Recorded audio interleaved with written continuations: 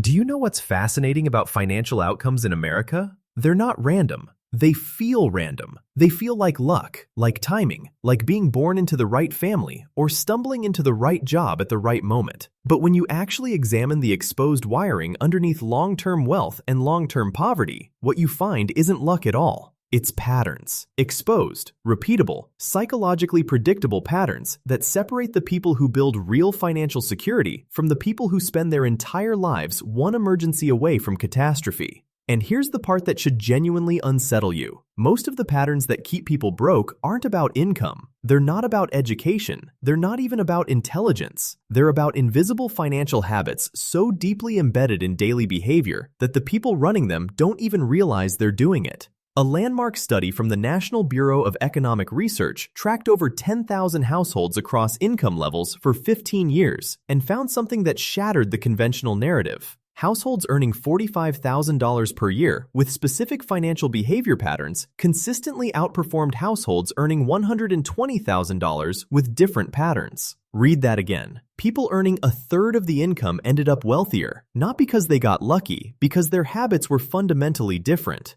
And that's what we're going to dissect today. Not generic advice about cutting lattes or opening a Roth IRA. The actual behavioral mechanics, the psychological architecture, the neurological wiring that creates a permanent financial divide between people who build wealth and people who stay broke forever. Some of these habits will feel obvious, some will feel counterintuitive, and at least two of them will make you genuinely uncomfortable because you'll recognize yourself on the wrong side. Stay with me, because what I'm about to walk through isn't motivational fluff. It's the operating system running underneath every financial outcome you've ever had. Habit 1. They know the difference between an expense and a cost. This is the foundational split. The one habit that everything else builds on top of, and almost nobody frames it correctly. People who stay broke see money leaving their account and categorize it all the same way. Spent, gone, expense. Doesn't matter if it was rent, a gym membership, a course, or a new pair of shoes. Money went out. That's the end of the mental processing. But people who build wealth unconsciously run a second calculation that most people never perform. They ask, did that money leave and disappear? Or did it leave and come back in a different form? This is the distinction between an expense and a cost. An expense is money exchanged for something that depreciates or vanishes. A cost is money exchanged for something that returns value over time, sometimes financial, sometimes in capability, sometimes in optionality. Research from behavioral economists at the University of Chicago found that wealthy individuals don't actually spend less money than their peers in absolute terms. They spend it in fundamentally different categories. A higher percentage of their outflows land in what researchers classified as value-returning expenditures, things like education, health, tools that increase earning capacity, and maintenance that prevents larger future expenses. Here's the psychology. Your brain doesn't naturally distinguish between these categories. A dollar spent feels like a dollar spent, regardless of what it bought. Behavioral economists call this flat categorization. Your mental accounting system files every outgoing dollar under the same emotional label, loss. But people who build wealth have trained themselves, consciously or unconsciously, to run a secondary filter. Before money leaves, they ask a version of this question: am I buying something that dies today or something that compounds tomorrow? That filter changes everything. It's why one person sees a $200 course as an expense and another sees it as an investment in earning potential. It's why one person defers car maintenance to save $400 and another pays it now to avoid the $2,000 repair that deferred maintenance always creates. The habit isn't about spending less, it's about categorizing differently. And that categorization determines where your money actually ends up over a lifetime. Habit 2. They make financial decisions when they're calm, not when they're triggered. Here's something neuroscience has confirmed that most people completely ignore in their financial lives. You are not the same decision maker when you're stressed, tired, angry, or anxious as when you're calm and rested. You're not even close. Research from Princeton's neuroscience department using functional MRI imaging found that financial decisions made under emotional arousal activate completely different brain regions than decisions made in a neutral state. Under stress, the amygdala dominates. It's reactive, short-term, threat-focused. In a calm state, the prefrontal cortex leads. It's analytical, forward-thinking, capable of weighing trade-offs. People who stay broke make a disproportionate number of their financial decisions in emotional states. They sign up for the subscription after a bad day because they deserve it. They impulse buy online at midnight because they're lonely. They agree to the car payment they can't afford because the salesperson created urgency, and their stress response couldn't think past the next 30 seconds. People who build wealth have a deceptively simple habit. They delay financial decisions until the emotion passes. Not forever, not through some superhuman discipline. They just have a rule, often unconscious, that says, I don't make money decisions when I'm not calm. I sleep on purchases over a certain amount. I don't negotiate when I'm angry. I don't budget when I'm anxious.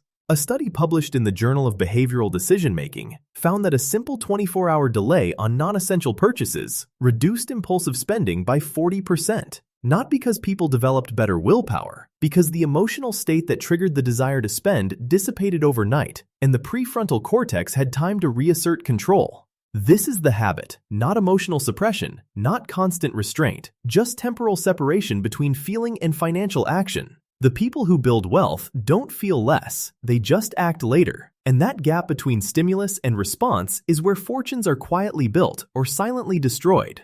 Habit 3. They optimize for monthly cash flow, not just net worth. Here's a distinction that separates financially literate people from financially successful people. Most financial advice obsesses over net worth. Grow your assets, track your portfolio, watch the number go up. And net worth matters, but the people who actually build lasting financial stability obsess over something different first. Monthly cash flow. Cash flow is the difference between what comes in every month and what goes out. And research from the Federal Reserve's Survey of Consumer Finances found that households with positive monthly cash flow, even small positive cash flow, were 74% less likely to experience financial hardship over a 10-year period than households with higher net worth but negative or break-even monthly cash flow. Read that carefully. A household with $500 left over every month and $50,000 in total assets outperformed a household with $200,000 in assets but $0 left over each month. Because cash flow is oxygen. Net worth is stored energy. You can survive without stored energy for a while. You cannot survive without oxygen. People who stay broke often have a paradoxical relationship with cash flow. They might earn good money. They might even have some investments, but every dollar that comes in has already been committed to going out. There's no margin, no breathing room, no buffer between income and obligations. When something unexpected happens, and something always happens, there's nowhere to absorb the shock. So they borrow. They put it on a credit card. They take from savings they were planning to use for something else. And that reactive scrambling creates a cycle of financial instability that high income alone cannot fix. The habit that separates them is this. People who build wealth engineer a gap between income and expenses, and they protect that gap aggressively. They don't fill every dollar of a raise with new spending. They don't commit future income to current obligations. They treat monthly cash flow margin the way an engineer treats structural tolerance. It's the cushion that prevents collapse. According to behavioral economists at Duke University, the single most predictive variable of long-term financial resilience isn't how much you earn or even how much you save in a given year. It's the consistency of positive monthly cash flow. Because consistency creates compounding, and compounding creates wealth. Habit 4. They have conversations about money that most people avoid. This one is uncomfortable, and that's the point. Research from Fidelity Investments found that 43% of Americans don't even know how much their partner earns. A study from the University of Minnesota found that money is the #1 source of conflict in relationships and the #1 predictor of divorce. And yet, most people would rather discuss literally anything else. People who stay broke often have one of two relationships with money conversations: avoidance or conflict. They either never talk about money with their partners, their families, their employers, or they only talk about it when there's already a crisis, which means every money conversation is emotionally charged and unproductive. People who build wealth treat money conversations as maintenance, not emergencies. They discuss finances with their partners regularly before problems arise. They negotiate salaries and raises proactively, not when they're already underpaid and resentful. They ask questions about financial products, fees, and terms, instead of nodding along because asking feels embarrassing. A Harvard study on negotiation behavior found that people who initiated salary negotiations earned an average of $600,000 more over their careers than equally qualified peers who didn't. Not because they were better at negotiating, simply because they were willing to have the conversation. The psychology here is rooted in what researchers call financial avoidance coping, the tendency to reduce financial anxiety by simply not engaging with financial information or conversations. It feels protective in the moment. It's catastrophic over time. Because every money conversation you avoid is a decision you're making by default instead of by design. Every raise you don't negotiate is money you're leaving on someone else's table. Every financial discussion you dodge with your partner is a misalignment that compounds into resentment and reckless spending. The habit isn't about being comfortable with money conversations. It's about having them, despite the discomfort, because discomfort is temporary. Financial misalignment is permanent. Habit 5. They measure wealth in time, not dollars. Here's one that fundamentally reframes how you think about money. People who build lasting wealth don't measure their financial position in dollars. They measure it in time. Not, I have $10,000 in savings. Instead, I can survive for 4 months without income.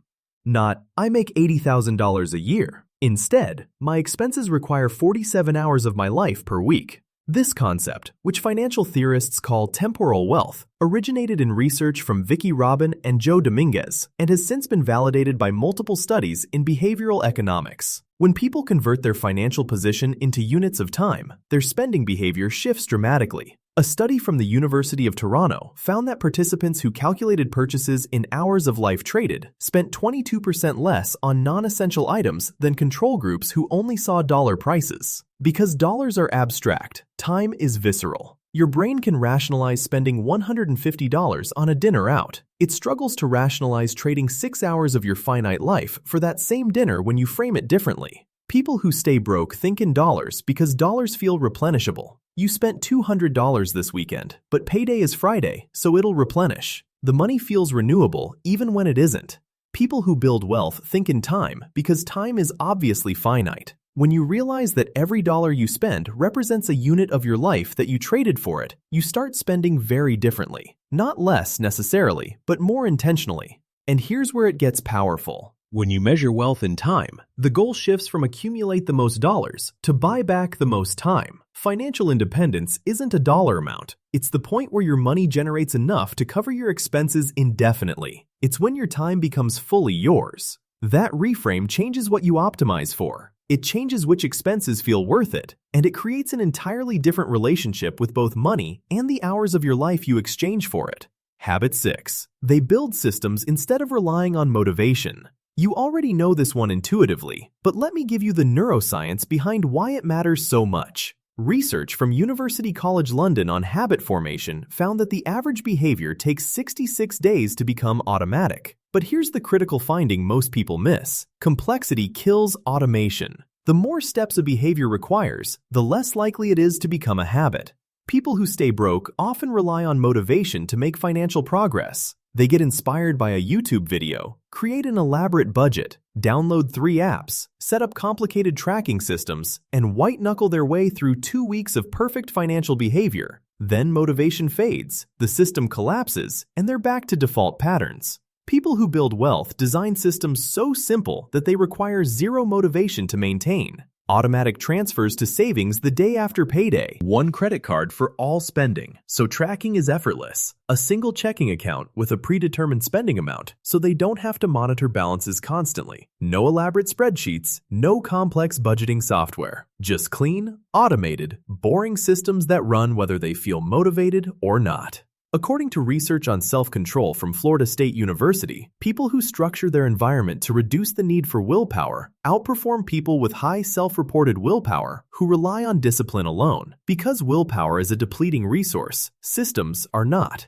The habit isn't building the perfect system, it's building one so simple that you can maintain it on your worst day. On the day you're exhausted, stressed, heartbroken, sick, whatever. If your financial system requires your best self to function, it's going to fail. If it runs on autopilot no matter what, it compounds. And compounding doesn't care about your motivation, it just needs consistency. Habit 7. They understand the real cost of convenience. This is the invisible leak that drains more wealth than almost any single purchase category. Convenience spending. DoorDash instead of cooking, Uber instead of planning ahead, same-day delivery instead of waiting 3 days, premium subscriptions to skip ads, express shipping, priority boarding. Every modern convenience is a premium charged on your inability or unwillingness to plan, wait, or tolerate minor discomfort. Research from McKinsey's Consumer Spending Analysis found that the average American household spends approximately $5,400 per year on convenience premiums. That's money spent not on the product or service itself, but on the premium for getting it faster, easier, or with less effort. Now, here's where the psychology gets interesting. Behavioral economists at Carnegie Mellon discovered that convenience spending doesn't register as spending in most people's mental accounting. Your brain categorizes the Uber as transportation, the DoorDash as food, the express shipping as shopping. It doesn't isolate the convenience premium as its own category. So you never see the aggregate. You never realize that you're spending $450 a month specifically on the privilege of not being slightly inconvenienced. People who build wealth see the convenience premium clearly, not because they never pay it. Sometimes convenience is genuinely worth the cost, but they make that calculation consciously instead of defaulting to the easy option every time. The habit is awareness, not deprivation. It's asking, am I paying for the thing, or am I paying to avoid a minor inconvenience? And if it's the latter, is that inconvenience really worth $7, $15, $30? Compounded over a decade, convenience premiums represent the single largest category of unconscious spending for most American households. And the people who build wealth aren't immune to wanting convenience. They've just trained themselves to notice when they're paying for it. Habit 8. They treat financial education as ongoing, not a one-time event. Here's the final habit that creates permanent separation, and it's the one most people underestimate the most. People who stay broke treat financial knowledge as a fixed quantity. They learned what they learned growing up, absorbed whatever their parents modeled, picked up fragments from social media, and assembled a patchwork financial worldview that they never update. People who build wealth treat financial literacy as a living, evolving skill set that requires continuous investment, not because they're finance nerds, because the financial landscape changes constantly, and the strategies that worked 5 years ago might be obsolete today. Research from FINRA's National Financial Capability Study found that individuals who engaged in ongoing financial education, even informally through books, podcasts, or courses, accumulated 2.5 times more wealth over 20 years than individuals with similar incomes who didn't. But here's the psychological barrier. Financial education feels boring. It feels unnecessary when things are going fine, and it feels overwhelming when things are going badly. So most people never engage with it at all. The people who build wealth have made financial learning a background process. They read one article a week, they listen to a podcast during their commute, they ask questions when they don't understand something instead of pretending they do. It's not intensive, it's not time-consuming, it's just consistent. And that consistency creates compound knowledge, the same way consistent saving creates compound wealth. Each piece of information builds on the last. Over years, you develop pattern recognition that helps you spot opportunities, avoid traps, and make decisions faster and more accurately. According to research from the University of Wisconsin on financial decision quality, people with ongoing financial education made measurably better decisions, not just about investments, but about insurance, debt management, tax optimization, and major purchases. The knowledge didn't just help them invest better, it helped them live more efficiently. So here's the uncomfortable summary of everything I've walked you through. The financial habits that separate people who build wealth from people who stay broke aren't dramatic. They're not about making more money. They're not about discovering some secret investment. They're about how your brain processes decisions about money on a daily, unconscious, automatic level. Categorizing spending as expenses versus costs, separating emotional states from financial decisions, protecting monthly cash flow like oxygen, having the money conversations that feel uncomfortable, measuring wealth in time instead of dollars, building systems instead of relying on motivation, seeing the true cost of convenience, and treating financial knowledge as a skill that never stops developing. None of these habits are exciting. None of them will make you feel like you're winning on any given day. And none of them produce overnight results. But compounded over 5 years, 10 years, 20 years, they create an enormous, measurable, life-altering gap between people who practice them and people who didn't. Not because the practitioners were smarter, not because they earned more, because their daily default behaviors were quietly, boringly, relentlessly building something. And here's the part nobody likes to hear. You already know which side of most of these habits you're on. You've known since the first few minutes of this video. The question isn't whether you have the information. You do now. The question is whether you'll change the default. Because your brain doesn't want to change defaults. Defaults are comfortable. Defaults are familiar. Defaults require zero effort. And your nervous system is specifically designed to resist changing them because change means uncertainty, and uncertainty means threat. But staying the same means staying broke, not dramatically, not catastrophically, just gradually, persistently, in the quiet erosion of purchasing power and opportunity that accumulates so slowly. You barely notice until you're 15 years in